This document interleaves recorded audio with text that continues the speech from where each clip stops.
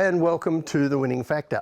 I'm Alan Aitken, and on this show each week we take a look at some upcoming races in Hong Kong and try to isolate an aspect of the race that might lead us into finding the winner. Well, we have group racing again. The Group 1 racing for the season is finished, but we still have some good races coming up, and two Group 3 races on Sunday. And I'm going to look at one of them. It's the first race I'm going to look at. It's race 9, and our winning factor, the race profile. Now, there are, as I said, some still terrific contests left at the top levels in this season, and I think this is one of them. The weights are going to give Group 1 winners Victor the Winner and Invincible Sage a lot to do in the Sha Tin vase, but nearly all the other runners have some claims to winning the race. So it isn't easy, but I think if we start with the map, that does give us some way to sift through the runners. Now, Victor the Winner, of course, is a regular leader in his races, a Group 1 winner, and even from the outside draw, I think he looks the likely leader here, and I'm not sure how much resistance he will get from the few others who have the pace to go with him. A characteristic of Hong Kong's group level sprints all season this time around has been that they've not been competitively run.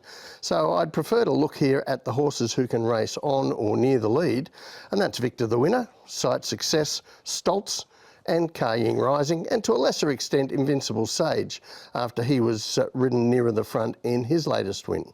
So that race style setup certainly won't help a number of these horses who are back markers, but then we get to look at another sifting mechanism, which is the history of this race. And it's been a race over the years where we've seen quite a few horses use it as a springboard to fame in the future, and it's been a race where lightweights and younger horses have had a good record.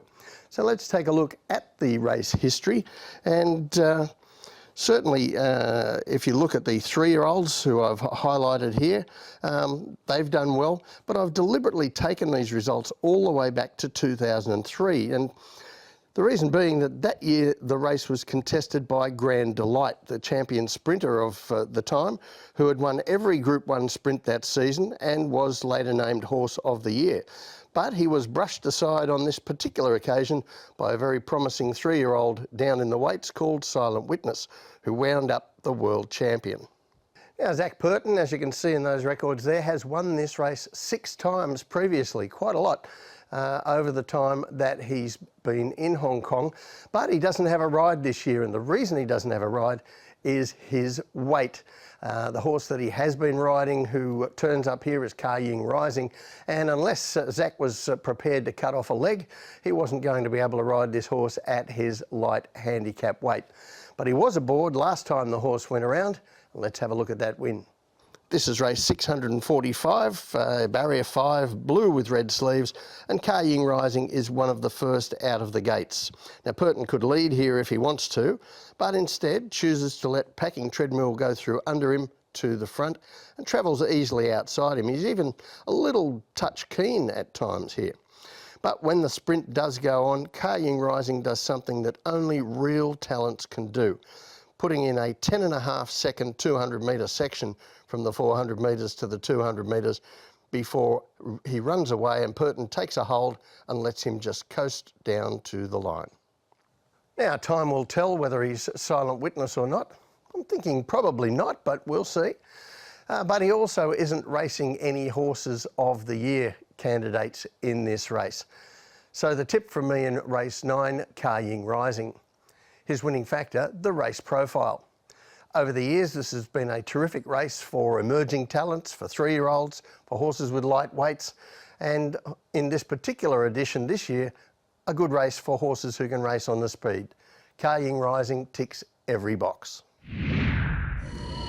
The second race I want to take a look at is race 11, and our winning factor here, Divine Forgiveness. So an interesting Class 3 here over 1,400 metres, and I expect there will be some cases made for horses like Solid Impact, who was racing well, Jolly Ruler and Lost Child coming off strong last start efforts.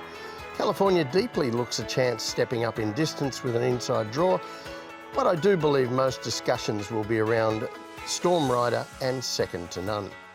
And those two horses are where I will be focusing. Now, Storm Rider and Second to None present punters with a scenario that often comes up.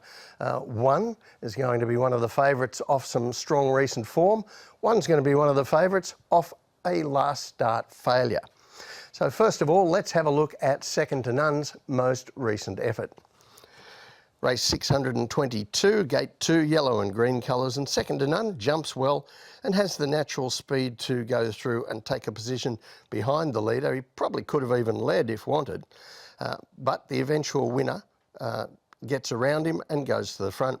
Now, in a race that slowed right down in the middle stages here, we finished off with a sharp sprint down the straight. And when it gets serious, Second to None squeezes through a narrow run on the rail inside the leader, but just can't overhaul him in that fast final section. But it's another terrific run from this horse. He's now 6 starts, 2 wins, 2 placings, and he's mainly opposed here, I think, by another young horse, a 3-year-old this time, Storm Rider, who has 5 starts, and his first 3 starts, he won twice and finished second in the other. So his similar record until a couple of starts back. Now, his 4th run, he failed in February, and trainer David Hayes decided to give him a break. When he returned from that break, we saw him over 1,200 metres, and that's the replay that we're going to see now. This is race 626, gate 14 in blue and white, and Storm Rider begins well, but from the wide draw, Zach Purton elects to let him drift back rather than risk being caught wide. And he ends up 3rd last in a race where the speed is pretty good, but he is a long way from the front and his troubles continue in the straight. You see, he runs into traffic more than once, and only when the race is over does he get a chance to make up some ground. So things really didn't work out well for him there. And regardless of where you think he might have run with clear room, his 9th placing there certainly didn't tell the full story. So let's take a look at the map for this race. These two horses are in mid-draw, in fact, right beside each other at the barriers, in a race where there doesn't look a lot of pace. We've seen Second to None has speed. He's in the first few in all his races. But for Storm Rider, who we saw go back to the rear last time over 1,200 metres from gate 14, I'm looking at his 2 prior races over 1,400 metres as the template for where he'll be here. He shared the lead each time, and I expect Karis Teton to be tactically positive on him here and go forward together with Second to None. The way this sets up, it's going to offer some assistance, I think, for those nearer the lead, including the horses I've mentioned as the strongest chances. So both great chances, but I'm going to take a little detour. Now, I've mentioned many times on the show there's certainly a good correlation between a last start finishing position and a next start finishing position, and I know that many punters always look to the good last start finishing position as the place to start when you're seeking a winner. In fact, on this show, we often look at the conversion rate of horses, and what I mean by that is horses that finish 2nd, 3rd or 4th in their previous run, and in other words, they're in form, they're ready to win, they just haven't quite won yet. So I had a look back over some statistics to do with these 2 scenarios that were presented with here in these 2 horses. Firstly, conversion rates. When we look at all trainers since 2013, there's a strike rate of 12.4% for these horses and results well short of market expectations as far as betting is concerned.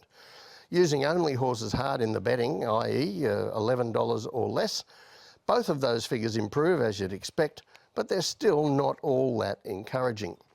So I would reiterate that the conversion rate is really only a positive factor when you're talking about particular trainers. And in fairness, it has to be mentioned that Second to None's trainer Francis Loy is one of those trainers in Hong Kong with a positive expectation in these scenarios. But if a last start 2nd, 3rd, 4th isn't a great indicator for a next start win, what do we think about a horse like Storm Rider, who's a last start 9th? So I had a look at those figures as well. And in the same period, since September 2013, horses that finished worse than 6th at their prior start produced these sorts of figures, and you can see their overall stroke rate is frankly terrible, winning only 4.6% of the time. But then when we look at horses hard in the market from this group, you see a huge improvement to a 13% strike rate and a win count clearly ahead of market expectations. And the reason for that is that the market is clearly assessing these runners as unlucky last time wherever they finished, or at least having a genuine reason for finishing so far back in the previous race. So in essence, it looks like it's better to back a last start flop that the market still likes than it is to go with the horse with obvious good form. So the tip from me in race 11, Storm Rider. His winning factor, divine forgiveness. They say to err is human, to forgive divine.